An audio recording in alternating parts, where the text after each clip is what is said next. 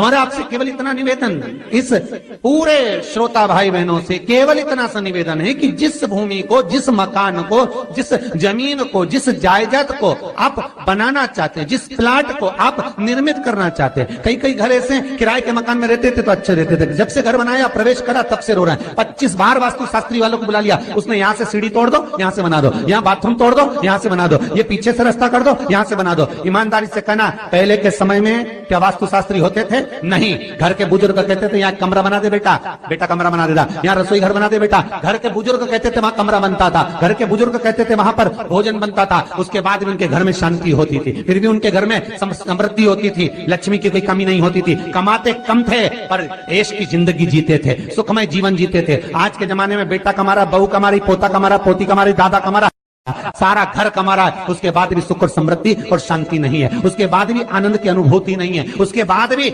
हमेशा रोना केवल सुख का होता है। जरा सा घर में 4 लोग रह रहे हैं पर चारों के मुंह भगोने जैसे रहते हैं, एक तपेले जैसा मुंह, एक भगोने जैसा मुंह, एक थाली जैसा मुंह, एक बल्टोई जैसा मुंह, सब कोई बोलने को तैयार नहीं, क्योंकि जब जब बोले तो बर्तन की आवाज आए तो बोलेगी। एक माँ बैठी टीवी के सामने, एक माँ बैठी, एक सोफे पे बैठा, बोले ही नहीं आपस में। वो सुख गया का महाराज।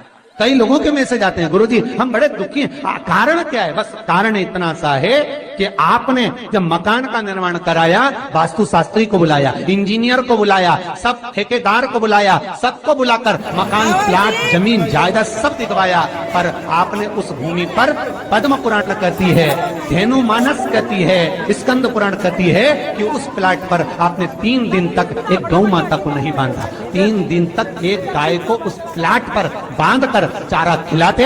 ना वास्तु शास्त्री को बुलाने की जरूरत पड़ती, ना कभी समृद्धि की, ना सुख की जरूरत पड़ती, क्योंकि गाय उस जगह से सारी इंद्रियों को आनंदित देकर सुख प्रदान कर देती।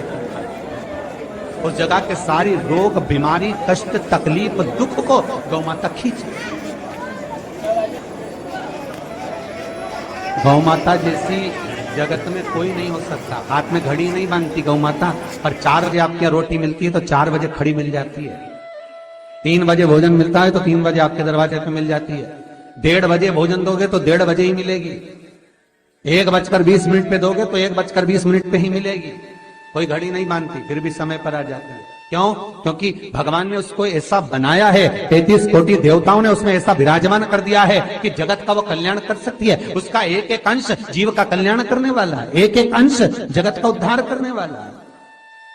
पर हम ये आज के युग में हम उसको भूल गए। आज के युग में हम ये सोचते हैं कि वास्तु शास्त्री को बुला लें, वो ये बता दे, हमने ये फ्लैट बनाया, हमने ये मकान बनाया, इसकी छत कैसी, इसका कमरा कैसा, वो बता देगा, सब कुछ बता देगा। उसके बाद भी लोगों को क्या सुख नहीं, उसके बाद भी शांति नहीं। फिर चलो तो चलो किसी बाबा जोगी क्या बोल रहे, जो ऐसा घूम घूम के बताता, और उसके यहाँ जाकर पूछ लिया, बताओ बाबा जी हमारे घर में शांति नहीं, तो बाबा जी एक ही बात बोले, तेरे ही घर का है, जिसने कुछ कर दिया। अब इसको याद आया 15 दिन पहले मेरी जेठानी से लड़ाई हुई थी, उसी ने कुछ करा होगा। अब बताओ बाबा जी ने आपस में ऐसा बीज बो दिया कि घर और जुड़ा हुआ था तो टूट गया। कोई बाबा, जोगी, सन्यासी, तपस्वी, साधक, उपासक कभी नहीं कहता कि घर का है। हमेशा याद रखो, संसार में किसी की सामर्थ्यता नहीं है कि कोई आपका बुरा कर दे, किसी की सामर्थ्यता नहीं। संसार में किसी की सामर्थ्यता नहीं कि आपका बुरा कर दे, बस आपका बुरा आपका किया हुआ कर्म करता, कोई दूसरा नहीं कर सकता। एक नींबू गिर गया दरवाजे पे तो 14 दिन तक नींद नहीं आई, सीसीटीवी कैमरे में देखो कौन पटक के गया, मेरे को तो 3 दिन से शंका हो रही पड़ोसन। अब बताओ, जब कैमरे में देख लिया तब मालूम पड़ा बेचारा साइकिल वाला सब्जी लेके जा रहा था उसके घर पे और नींबू पॉलीथीन से टपक गया। तब सुकून मिला कि ये नींबू, तब सोई आराम से कि पड़ोसन ने कुछ नहीं किया। ना जाने किसने क्या विद्या कर दी, ना जाने कौन ने कौन सा टोना मार दिया। केवल एक दीवार ऐसी होती है जहां पर हनुमान जी का चित्र लगाया जाए, चाहे तुम पर्वत उठाने वाला चित्र लगाओ हनुमान जी का, चाहे बैठे हुए लगाओ, चाहे रामायण पढ़ने वाला लगाओ, चाहे लंका दहन करने वाला लगाओ, चाहे राम नाम जपने वाला लगाओ, चाहे लक्ष्मण को संजीवनी देने वाला लगाओ, चाहे मौन मुद्रा में लगा दो, चाहे स्तुति में लगा दो, चाहे भजन में लगा दो। हनुमान जी का कोई भी चित्र लगता है तो ना पूरब में लगेगा, ना पश्चिम में लगेगा, ना दक्षिण में लगेगा। हनुमान जी का अगर चित्र लगता है तो उत्तर की दीवार में दक्षिण को देखते हुए लगता है, केवल एक ही स्थान।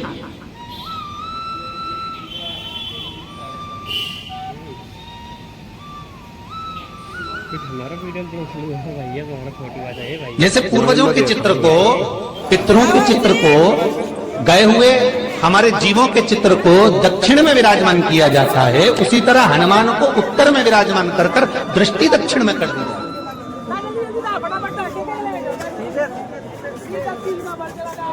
घर में हनुमान जी के जितने फोटो होते हैं उसको केवल दक्षिण दिशा में लगा, उत्तर दिशा में लगा बिठा देते हैं, और दक्षिण की ओर उनकी दृष्टि होना चाहिए, दक्षिण की ओर उनका मुख होना चाहिए। क्यों महाराज? अगर व्यक्ति के जीवन में कोई बीमारी आने वाली है, व्यक्ति के जीवन में कोई रोग आने वाला है, व्यक्ति के जीवन में अगर कोई कष्ट आने वाला है, व्यक्ति के जीवन में अगर कोई परेशानी आने वाली है, व्यक्ति के जीवन में कोई एक्सीडेंट का योग भी बनने वाला है, तो शास्त्र कहता है वो दिशा दक्षिण से ही बनता है। ये दक्षिण जो दिशा है ये यम की दिशा है। यहाँ संपूर्ण परिवार के साथ यमराज अपने आनंद में निवास करता है। और जब हमारे घर में, हम ये नहीं कह रहे कि आप हनुमान जी का फोटो लगाओ, हम ये भी नहीं कह रहे, आपके घर में हो और आपने अगर विराजमान कर रखा है किसी दिशा में, तो हमारा तो निवेदन रहेगा, अभी तक आपने अगर जैसा रखा, पर एक बार दिशा बदल कर देखना कि रोग, बीमारी, कष्ट, दुख, तकलीफ में आपको लाभ मिला कि ना मिला। हनुमान जी ने केवल दक्षिण दिशा की ओर अगर मुख कर हमने विराजमान कर दिया, फोटो ही विराज दिया। हम ये नहीं कहेंगे आपसे कि आप बाजार से फोटो खरीद कर लाओ फिर लगाओ, नहीं, आपके घर में हो तो आप लगा दीजिए, आपके घर में हो तो विराजमान करें।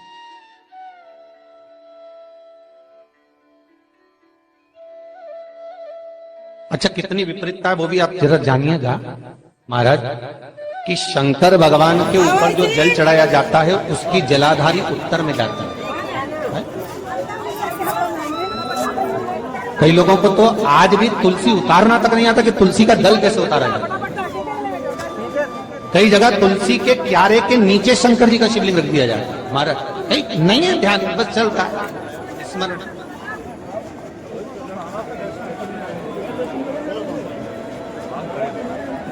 भगवान शिव का जो जल जा रहा है वो उत्तर की ओर, और हनुमान जी को उत्तर में विराजमान कर मुख दक्षिण की ओर कर। क्यों? प्रबल दिशाओं में उत्तर और दक्षिण महाराज, ये जो दो दिशाएं